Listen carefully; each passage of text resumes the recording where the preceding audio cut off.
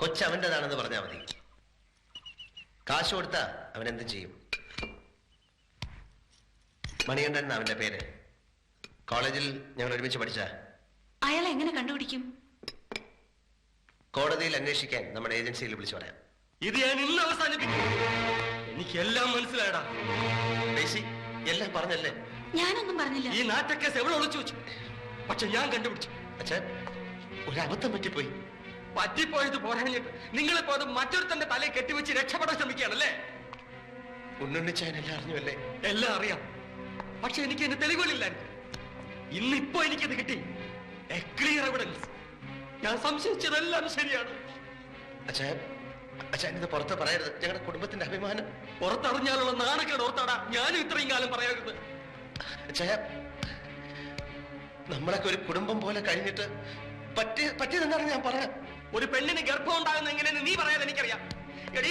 അച്ഛനോട് പറയണ്ടെന്ന് ഡാഡി പറഞ്ഞു. ഓഹോ, അപ്പൊ എല്ലാരും കൂടെ അറിഞ്ഞോണ്ടാണ് അച്ഛൻ അതിന്റെ കിടപ്പുവശം മനസ്സിലാകാഞ്ഞിട്ടാണ്. കാര്യം എങ്ങനെ മലന്നിടന്നാലും തിരിഞ്ഞിടന്നാലും ഇപ്പൊ കൊച്ചൊന്നായില്ലേ? എടാ, ഗർഭം ഉണ്ടാക്കിയാ പോരാ, അത് ഏറ്റെടുക്കാനുള്ള ചങ്കുറ്റം കൂടെ വേണം. അല്ലാതെ വല്ലവന്റെ തലക്കെട്ടി എനിക്ക് ധൈര്യമില്ല.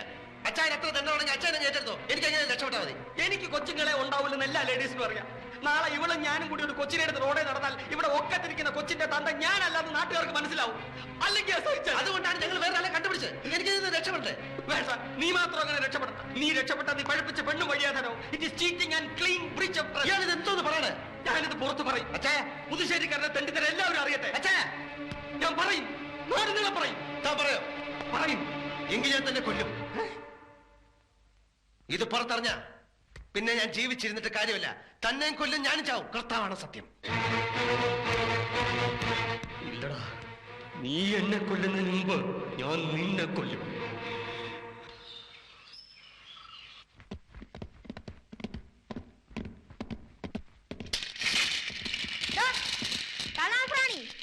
കിട്ടിയാടോ?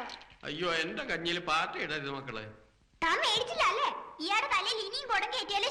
അയ്യോ, ഞാൻ മേടിച്ചു. പക്ഷെ ഞാനാണ് മേടിച്ചു തന്നേന്ന് നിങ്ങൾ ആരോടും പറയരുത് കേട്ടോ. ഞങ്ങൾക്ക് തന്നൂന്ന് താൻ ആരോടും പറയരുത്. ഇല്ല.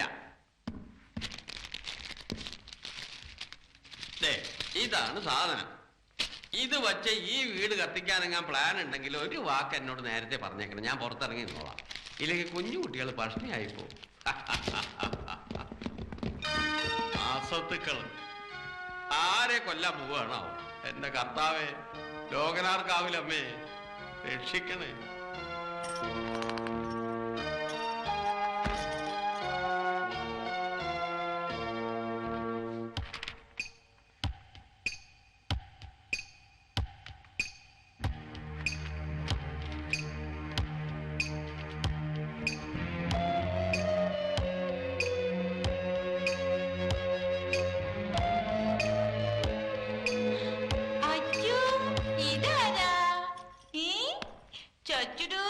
ചുണ്ടരിക്കുട്ടിക്ക് പഠിച്ചനോ? അച്ചോ, നമുക്കേ വലുതായിട്ട് ഈ ചേട്ടന്മാരെയും ചേച്ചിമാരെയും കൂടി ഇരുന്ന് പഠിക്കാം.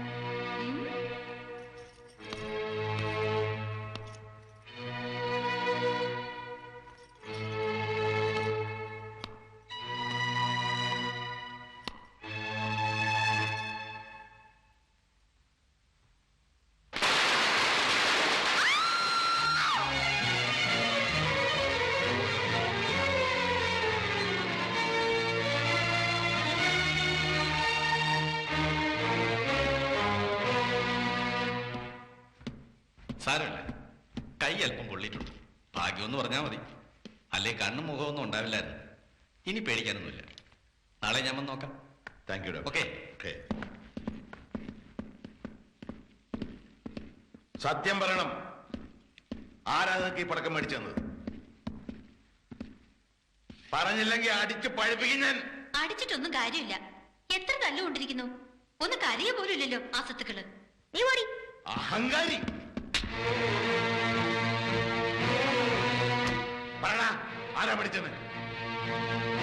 പറഞ്ഞില്ലെങ്കിൽ എല്ലാത്തിനെയും പുറഞ്ഞാനിന്ന് പൊള്ളിക്കും. ഞാൻ അവിടെ ചട്ടകം പഠിപ്പിക്കാൻ പറ്റും. നിങ്ങൾ എടുത്തോളൂ. പറയുന്ന കേട്ടാ മതി. ആ കുഞ്ഞിന്റെ കൈ പൊള്ളിച്ച പോലെ എല്ലാത്തിനും ഞാൻ ഇന്ന് പൊള്ളിക്കും. ഇതിനെയൊക്കെ ടെററിസ്റ്റുകളെ പോലെ വേണം കൈകാര്യം ചെയ്യാൻ. ചട്ടകം എടുത്തിട്ട് വരാനാ പറഞ്ഞത്. പടക്ക എവിടെ നിന്ന് കിട്ടിയെന്നും ആര് കത്തിച്ചു എന്നും പറയുന്നവരെ നിന്നെയൊക്കെ എവിടെ ഇട്ട് ചുടും.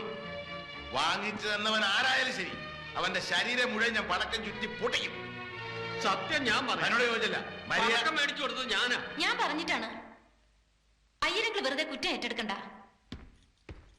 ഡാഡി ക്ഷമിക്കണം, അബദ്ധം പറ്റിയത് എനിക്കാ. പടക്കം കുട്ടികളെ കളിപ്പിക്കാൻ വേണ്ടി ഞാൻ വാങ്ങിയതാണ്. അത് മേശമേലിരിക്കുന്ന ഓർക്കാതെ ഒരഗർബത്തി ഞാൻ തന്നെയാണ് കത്തിച്ചു വെച്ചത്. തിരിമറിഞ്ഞ് അതിന്റെ മേൽ വീണത് ഞാൻ ശ്രദ്ധിച്ചില്ല. ചെയ്യുന്ന ദ്രോഹങ്ങളൊന്നും പോരല്ലേ? ആ കുഞ്ഞെങ്ങാനും ചത്തിരുന്നെങ്കിൽ ഞങ്ങൾ കൊന്നാണെന്ന് നീ പറയില്ലായിരുന്നു. അതോ അത് തന്നെയാണോ ഉദ്ദേശം?